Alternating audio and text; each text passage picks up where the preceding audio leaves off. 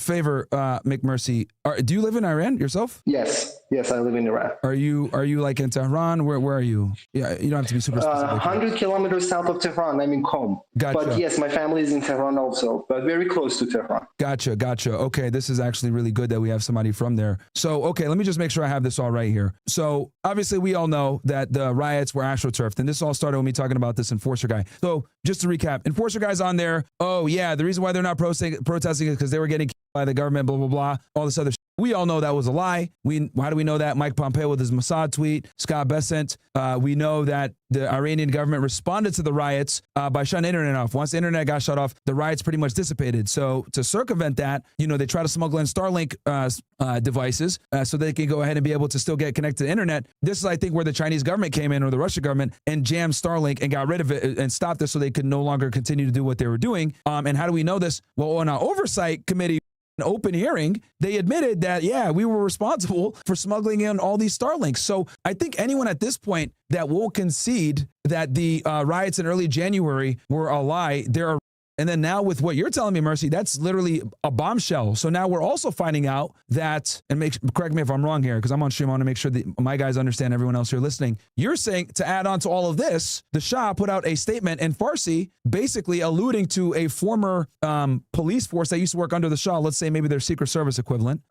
He's the one telling them and encouraging them to rise up and, fight again. And then he alludes to the fact that they had already fought before. So that's huge, dude. That's actually, if you could send me that and I could check that out, that'd be fantastic. Yeah, let me just look it up right now, and I'm going to give you a literal translation right now. So just give me a couple minutes. That's fine. Take your time. And then the last thing, I was going to say one more thing since you're there in Iran. And I want you to be as extremely unbiased with this as possible, right? We know from Western media, they're saying somewhere between 30 to 40,000 people were killed, right, during these riots. The Iranian government, if I'm not mistaken, placed that number at around 3,100 or so. We all know, right? The truth is probably somewhere in the middle, right? Obviously, Iran has an incentive to under report, and then the United States and the West has, a reason to over report.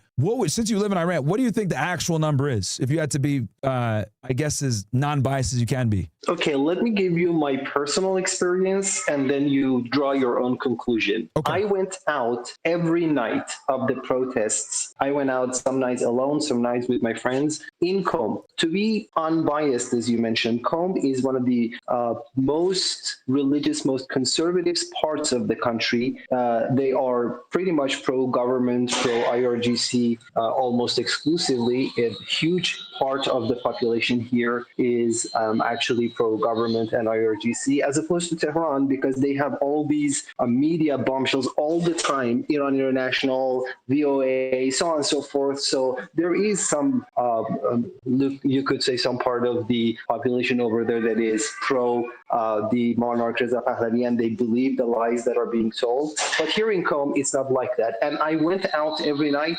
There were police, there were army members, IRGC members, but I didn't see a single clash. Not death, even clash. I didn't see anything that was resembling even a fight between people and the army. To be honest, I saw one signage on a street that it had some residue of fire on it. It was blackened to some extent, but I didn't see it myself. And I was just going to different parts of the city in order to see something real, but I didn't. But in Tehran, it was real. And we have seen the videos, and I have family members there, and they told me that there were clashes, people went there, and there were actually operations. It wasn't protests. And the video clips that have been released, they show us that there were very few people amongst the protesters out there leading them towards violence, bringing out guns, which are completely illegal in Iran, and it has a very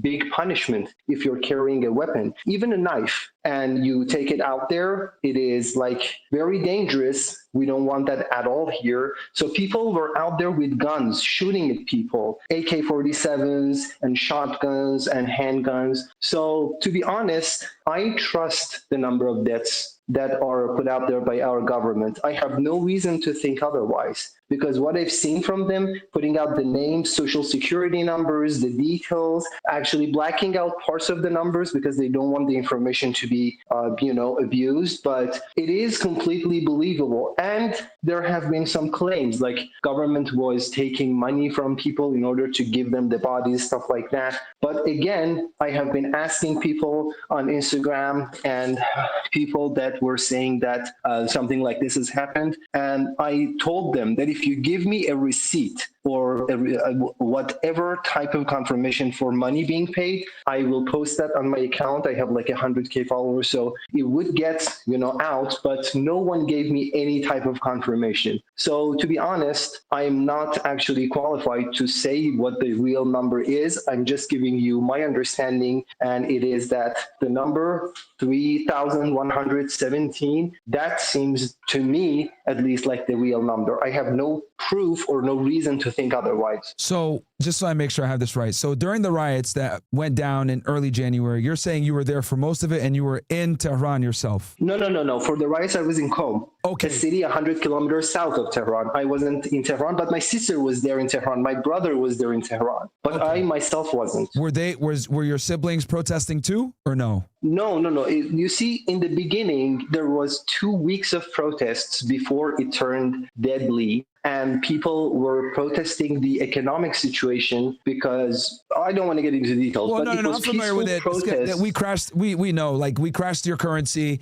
Shopkeepers closed up early. They went to protest to the street. It was peaceful protests up front, and then apparently agitators started getting involved that weren't were a bit suspicious. Myron, just to add the point though, is that these peaceful protests turned into riots once the infiltrators were armed, and then they were destroying property. They were destroying stores. They were destroying mosques, schools. I knew it was they did Mossad. Billions of dollars worth of damage. This was no longer a peaceful protest. When they started burning down mosques, I knew this is AstroTurf. Myron, do you know what they didn't touch? They didn't touch any synagogues or any of the Jewish properties or Jewish businesses. Imagine that, right? Of course, dude. Of course. Just to add the point, among those that died were security officers and even volunteers that were unarmed. They were just monitoring the protests until it got violent. And also, Iran was using drones to monitor, and they provided all the footage of individuals throwing Molotov cocktails at buildings and kids. So, I mean, these were thugs and murderers that were hired to do all kinds of damage to property and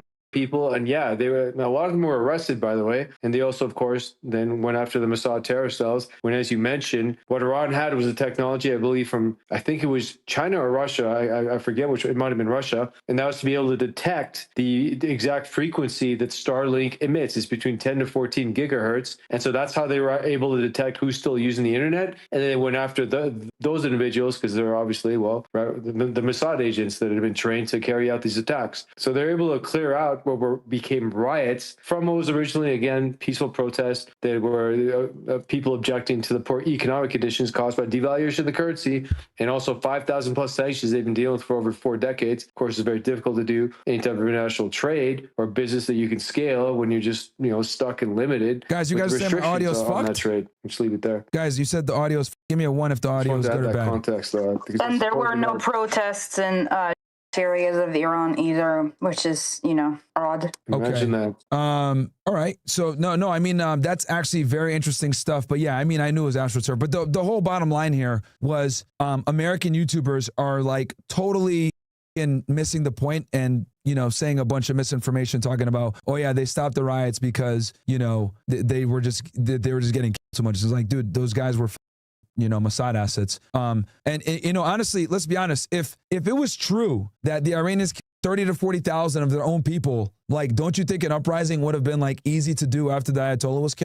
So like, just nothing makes sense, dude. Nothing makes sense. And here's the thing. Look, I don't give a shit about Iran. I'm not Iranian myself. No offense to Mercy here. I'm American, right? Like I don't like the fact that we're intervening in your sovereignty, actually, Mercy. I think foreign intervention is a big problem. It's not our business what you guys do over there. And I do think that you guys have the right to defend yourselves, especially against Israeli aggression. But from my perspective, I have a very America first perspective where I understand that going to war and getting into foreign conflicts with a country like Iran with 90 million people and a very capable military, as we're finding out, is just not in our best interest. And for anyone that disagrees with me on this, you can literally look at the crude. We're sitting at over $100 for, Brent crude at the moment, which is horrible. And the fact that we're sitting at over $100 while they released 400 million barrels of reserves, and all these politicians saying we're going to escort a naval, whatever, like, this is nuts. Because, like, we've done all this, massaging of the issue, and we're still at over $100. If Trump didn't say the things that he said, if Macron didn't say the things that he said, if we didn't release those 400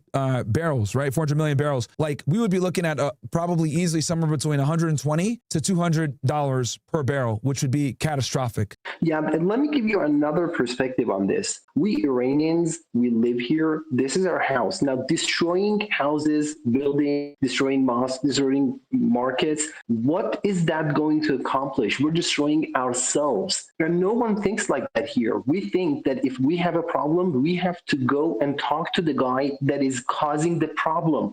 Now, hitting some guy, blowing up some poor guy's car out in the street, what is that going to accomplish? And they are our brothers and sisters, and they're living in conditions like us. So why the would we do this? This doesn't make any sense. I mean, if we want change, that is not going to bring about any type of productive change. This is crazy to think that Iranian people would go out because they're protesting that everything is bad, and the first move they make is make things worse by attacking attacking themselves, other people. Instead of going, for instance, none of our political establishment was even, exploded or burned down or anything like that. And when we want to protest, we go to them and talk to them, and we say that this has to change and you have to act like this and that, and not blowing things up. So for that part of the protest that's gone, actually, it is obviously not Iranians for security reasons and for practical reasons and for cultural reasons. Because when we think of mosques, we respect all our cultures within the country. We have,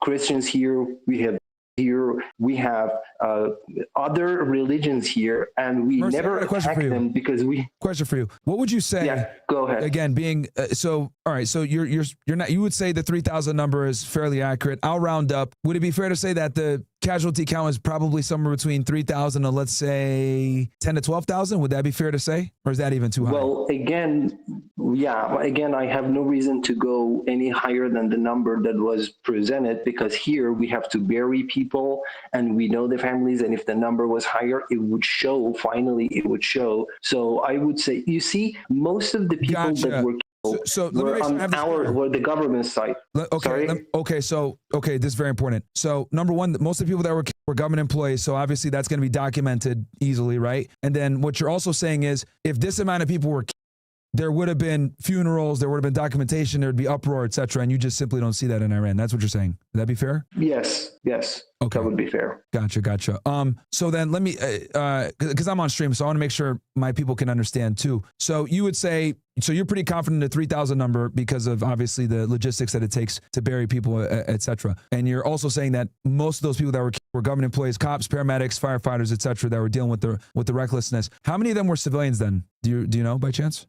Well, we know that around 600 of them actually were those who were doing the blowing up and shooting, and out of the 2,400 remaining, I think more than half of them were Basij, actually, that are not even government employees, that are people that are going there to help, volunteers, not actually right? Employees of the government. Sorry? It's the volunteers that Mushtaba, the new supreme leader, runs, right? Those guys? No.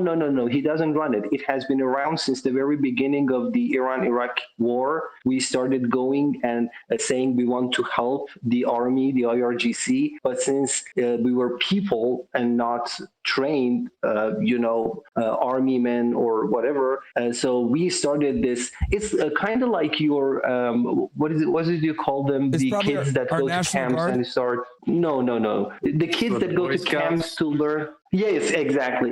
It's like Boy Scouts. We go to mosques, Okay. and then learn different things. And in times of emergency, we go and help the government. We are not employed by government. We're not paid by them. But I actually registered for it myself yesterday in order to go and help. When we see that something catastrophic is happening in the country, we want to be able to help. So we go there and we start registering and going there to help. And we those guys who are out there, even the police force in the beginning, they went there unarmed. And this has been documented, and you can see the footage, and they were beheaded. People just went to them, started like 10-1, kicking one with whatever they got, kicking them, hitting them with their fists, and then bringing out bats and guns. And in the end, they beheaded some of them. They burned some of them alive. And this isn't us. This isn't our culture. We never do this. Even our enemies. Okay. And we have yeah, go ahead. Okay. So, all right. So of the 3,100 that were killed, you're confident that that number is fairly accurate because obviously all the logistics and, everything else involved. And then what you're saying is of that 3,100 that were killed, roughly 600 were agitators, protesters that were creating problems. And then from the 2,400 that were left, you're saying roughly 1,200 of them were government employees, cops, firefighters, volunteers, etc. Yes, that's a fair assessment. I can give you more accurate numbers, but no, that's for fine. us, all of them were Iranians. Yeah. Because dude, here in the West, bro, everyone and their mom is saying it's 30 to 40,000, and I never believed that number, right? I always thought like at most maybe 10 if we're going to be charitable, because I always typically understand the truth is normally somewhere in the middle. Okay, let me ask you this then, since you're there. I know you live in a more conservative location, so I don't want to use your location in particular, but what is the general sentiment in the country when it comes to the regime, right? So and I'll preface it with saying this. So prior to the conflict, what was the approval rating of the government? And then after the conflict, what has the approval rating been of the government?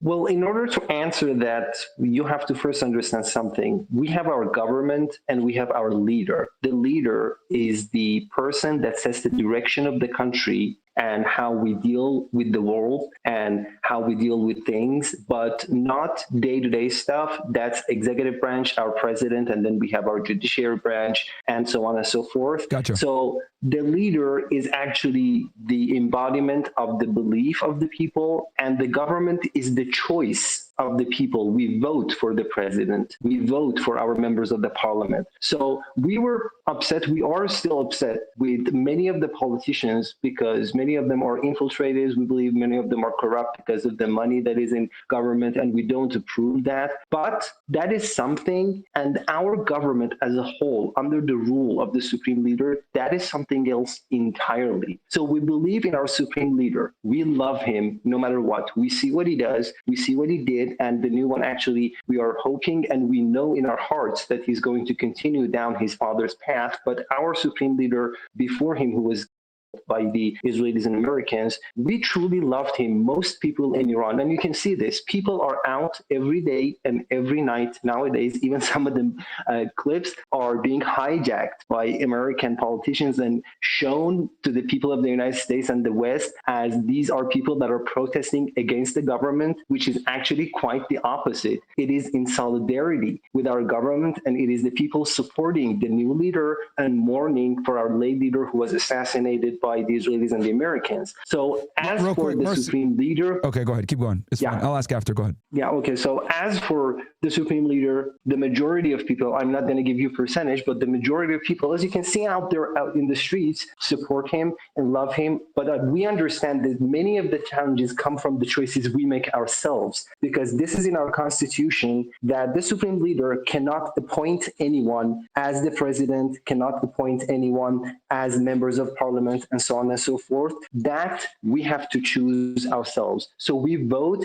and we see the results. And as for the parts that the supreme leader is personally responsible for, you just look at the IRGC and what we're doing to our enemies right now. That is directly under the ruling and the authority of the supreme leader. So whatever you see in the battlefield, the missiles, the aerospace program, everything that we're doing, that is what supreme leader did himself. He guided them, he appointed them, and and he told them what to do, and he always demanded more, told them you could do better, you could be better. So we understand this, that we're responsible for the choices that we're making ourselves, and many of those choices were bad. We understand the reality, and we were protesting that choice, actually, that we trusted what they were saying, but then they turn out to be corrupt to some extent, at least. But that has nothing to do with the entirety of our government. We love that, and we support that no matter what, especially in times of war, actually. So, Mercy, let me ask you this, so I make sure I have this right, because you threw out a lot out there, and this is, I'm sure people are probably listening to this with their kind of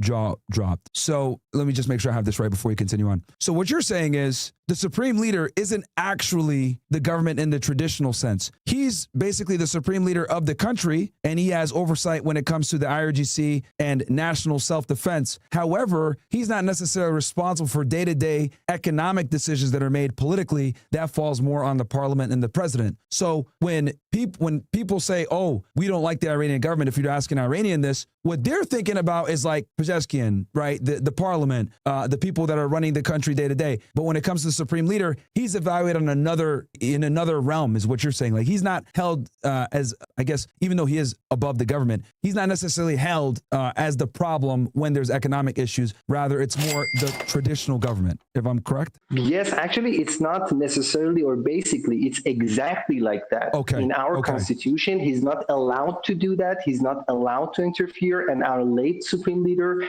he never did anything illegal. So he can say that this president is not fit to rule. So I'm going to say you're going to, have to choose a new president. That is part of our constitution. But as long as we do have the president, he's the responsible person for day-to-day stuff, for our economy, for everything that is being done in the world. But the supreme leader tells them what to do, but he never makes them do it, and they are responsible. That's our choice. So he did whatever he was supposed to do according to the law of the land, and he never did anything. Even let me give you another example that would make this more clarified. You see, he voted in every election, and not only did he not let us know who he voted for, he just folded his ballot, the piece of paper on which the name was written, in a way that it wouldn't be recognizable for the cameras that were capturing that moment, so that people could say, oh, look,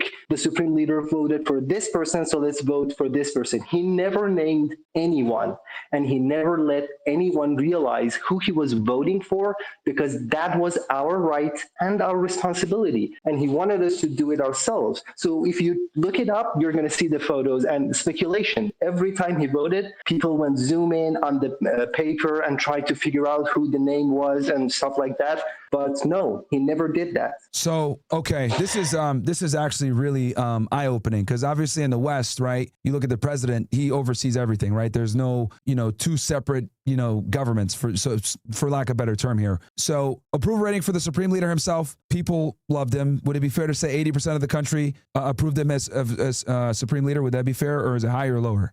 Well, I can't give you an exact number. I don't think that would be fair for me to do so. Yes, I would say probably majority. That is right. Okay. What I think. So the majority approved of him. Right. The majority approved of him. And as far as like the economic grievances, everything else like that, you're saying that falls on the president, the traditional government. Okay. Now here's my next question. What would you say was the approval rating of the traditional government now? You mean the president and the rest of them? Exactly, yes. The people that are responsible for, like, the economics and all the other, political stuff day to day. What was their approval rating, roughly? Well, it was going down in every cycle, and mostly it was because of the economic situation. That was exactly the intent of the West when they imposed sanctions. And they have said this over and over. They say, we want to punish the Iranian government, so we're imposing sanctions. But in reality, when you do that, you are punishing and hurting Iranian people, not the government. Yep. So yeah, they were doing this in order to make us be discontent with our government, and it worked on many people. And granted, there were bad decisions, there was corruption amongst our politicians, but that was also a very big factor. So the approval rate was going down, but it was towards our politicians that were chosen and elected by us, not the supreme leader and the government itself, but those who are out there as our representatives. And you know what? we were boxed in to some extent. So we couldn't do anything about this. So what would you say, because this is actually very interesting stuff. So what would you say is the, and again, you don't have to be, I want you to be as unbiased and try to be as accurate as you can. But what would you say was the approval for the government then? Despite the fact that, the sanctions and everything else like that, I know the Iranian people obviously, are suffering with that. But what would you say was the percentage of approval of the government before the attack? Well, if you look at the number of people who participated in the election, it was less than before in each election cycle. In the last time that we have our presidential election for Masoud Pezeshkian, who's our current president, the second round, which was the last one, we had around 14 million. Sorry, do you have my voice? Yeah. You said you had the 14 million people voted in the last election that Pezeshkian won. Yeah, for one, and 16 million for Pezeshkian, and he became the president. So 30 million people out of around, I think, 50 million people who were eligible for voting. So you consider that number the number of approval, because our supreme leader said this over and over again. It doesn't matter who you vote for, as long as you're going and voting, that means you are supporting the government, and that is what is important, for you to support your own government. So you take the number out of this, around 30 million out of around 50 million. These are not exact numbers. These are my rough estimates. I can look up the numbers and give you, and you can search it yourself, Perfect. Okay. So, and that's actually fantastic that you have that. So you're saying, okay, last election, 50 million people voted, roughly 30 million voted for Pezeshkian. Oh, I think we lost them. No, yeah, that's very interesting. And I'm sure people here probably on the panel and the people listening in are probably shocked to hear some of that. I did not know that the supreme leader basically is almost his own guy, and he actually votes himself. That's kind of crazy. So, hey, that's you wouldn't believe how open-minded he was if you actually go and follow what he was saying and what he was doing.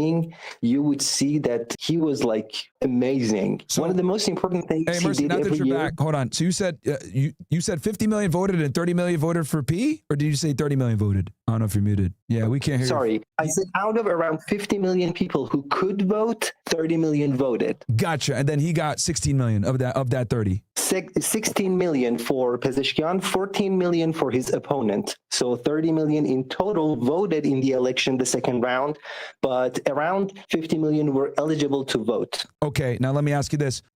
In general, and I think I already know the answer to this, but I kind of want to hear from someone there on the ground. From my outside looking, it seems like after you guys got attacked, you guys rallied around the flag and have become more patriotic, and the whole uprising thing was a Western myth. What's your thoughts on that? Is that generally true? Is there anything you want to add in? Am I wrong in that assessment? What would you say? No, that is exactly true. We had some debates and discussions and arguments, different sects, different people who were thinking this was the better choice, that was the better choice. But after the country was attacked, and this is the mindset of us Iranians, and I think every nation in the world who has that sense of, being one nation, being one group of people, and not a lot of people just living on the same land. If you have that, when you're attacked, you just set everything aside, all the fights, all the problems, all the troubles. You set that aside, you gather around, you support your government, you support your military, your IRGC here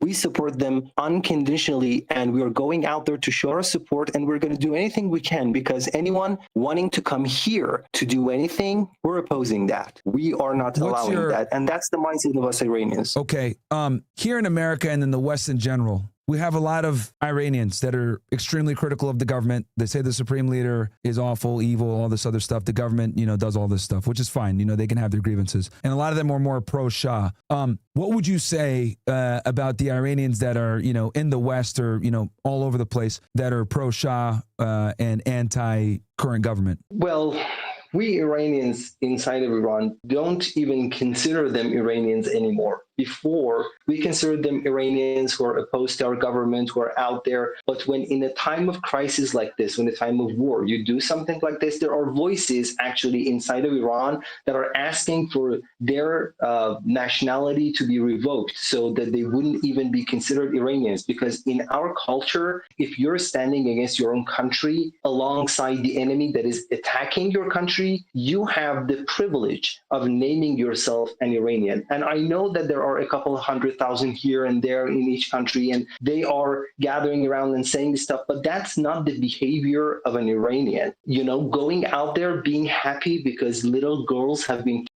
We have had these interviews of people going to them and asking them, are you upset that these children got, are you upset that Iranians are being bombed? And they said, no, it doesn't matter. As many of them that is necessary to be killed, we're going to say that's okay as long as we can get back to Iran and have our king, our Shah. And that is just crazy. Let me give you another example. Our supreme leader, in one of his last speeches before he died, before he was, he said that those 600 amongst protesters who resorted to violence and got, many of them were duped by Americans and Israelis and were youngsters who actually fell for their propaganda. We even consider them shaheeds. We even consider them our sons and daughters who need to be treated with respect because they were fooled, they were conned. So this is our mindset. If you're an Iranian, you get.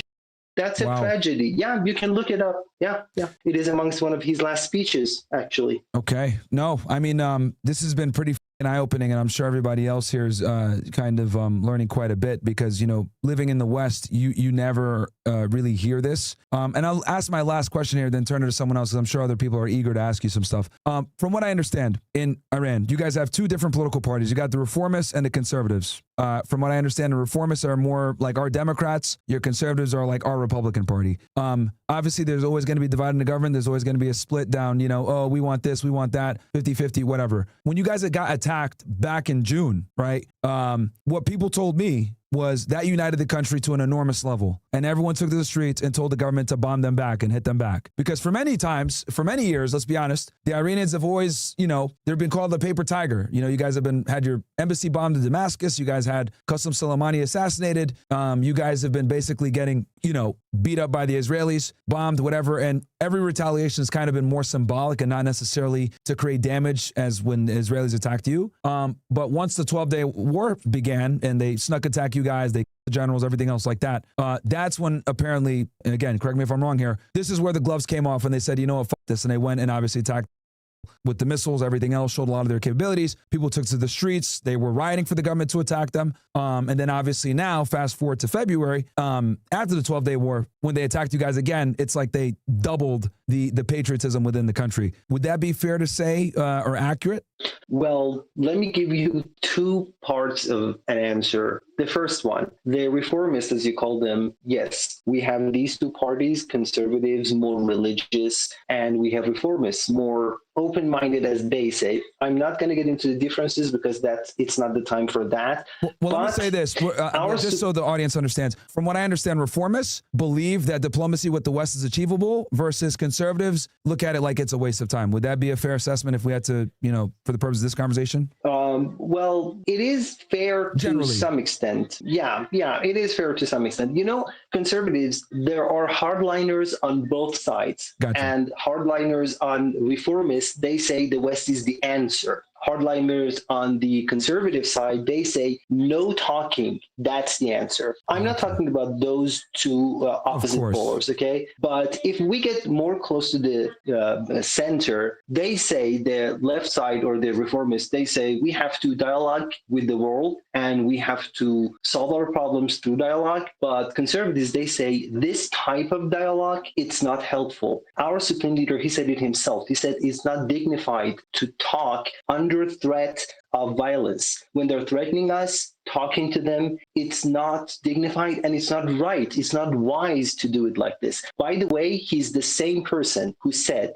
that if there were no reformists inside of Iran, if it was just one party, I would have established the second party myself, because in order for a population, for a country, for a nation to grow, there has to be discussions, there has to be disagreements and different things being talked about out different lines of thought being discussed in order for a nation to grow. It isn't productive to just have one voice. There has to be more than one voice. So as for that, but as for what happened, look at our government right now. Pezeshkian, he is actually from the Reformist Party. He is our president. Yep. The head of the parliament, Ghalibaf, he's from Conservative Party. Ejei, the head of our judiciary system, he's from the Conservative Party. Larijani, he's from the Reformist Party. So you see, they're working together in times of war. It doesn't matter which party you belong to. Gotcha. It doesn't matter what thought you have. It's the country that matters, the nation that matters. Okay, so fair enough, and that's kind of what I was told. So I'm glad to see I was kind of still fairly accurate with it.